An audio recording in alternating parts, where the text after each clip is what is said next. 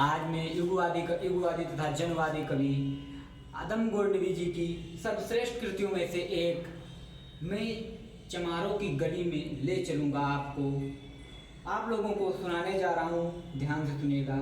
आइए शुरू करते हैं। आइए महसूस करिए जिंदगी के ताप को, मैं चमारों की गली तक ले चलूँगा आपको। जिस गली में भूखमरी की यातना से ऊब कर मर गई फुलिया बिचारी एक कुएं में डूब कर, है सदी सिर पर बिनोली कंडियों की टोकरी, आ रही है सामने से हर फुआ की छोकरी, चल रही छंद के आयाम को देती दिशा, मैं इसे कहता हूँ सरजू पार की मोनालिसा।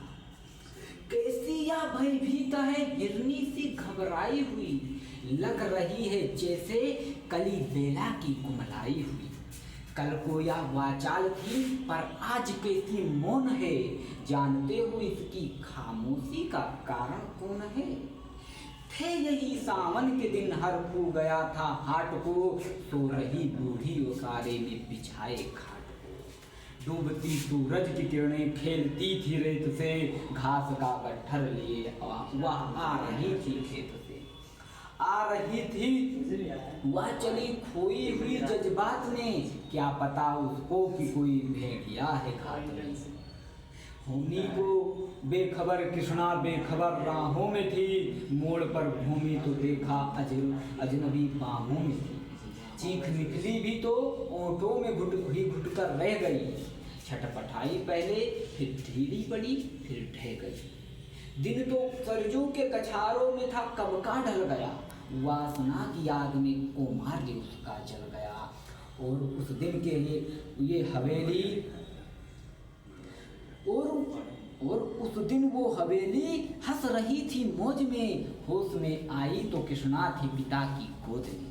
जुड़ गई थी भीड़ जिसमें जोर का सैलाब था, जो भी था अपनी सुनाने को बेताब था। बढ़ के मंगल ने कहा, काका तू कैसे मौन है, पूछ तो बेटी की आखिर वो दरिंदा कौन है। कोई संघर्ष हो हम पाँव मोड़ेंगे नहीं, कच्चा खा जाएंगे जिंदा छोड़ेंगे नहीं। कैसे हो सकता है कि होनी कह के हम टाला करें, और ये दुश्मन से बहू बेटी मुंह काला करे। बोला कृष्णा से बहन सो जा मेरे अनुरोध से, बच नहीं सकता वो पापी मेरे प्रतिशोध से। पड़ गई इसकी भनक थी ठाकुरों के कान में, वो इकट्ठा हो गए सरपंच की दलान में। दृष्टि जिसकी है जमी भाले की नोक पर, देखिए सुखराज सिंह बोले है खैनी ठोक कर। क्या कहें सरपंच भाई, क्या जमाना आ गया, कल तलब जो पाँव के नीचे था रुतबा पा गया। कहती है सरकार की आपस में मिलजुल कर रहो, सुअर के बच्चों को अब कोरी नहीं हरचन हो। देखिए न ये जो कृष्णा है चमारों के यहाँ, पड़ गया है सीप का मोती गवारों के यहाँ। पड़ गया है सीप का मोती गवारों के यहाँ, जैसे बरसाती नदी में अड़हल नशे में चू रहे, न पुट्ठे पे हाथ रखने देती है भेजता भी है नहीं ससुराल इसको हर हुआ, फिर नहीं कोई बाहों में इसको भीचड़े तो क्या हुआ। आज सरजू पार अपने श्याम से टकरा गई, जाने अनजाने में वो लज्जत जिंदगी की पा गई। वो तो मंगल देखता था बात आगे बढ़ गई, वरना में वह मरदूद इन बातों को कहने से रही।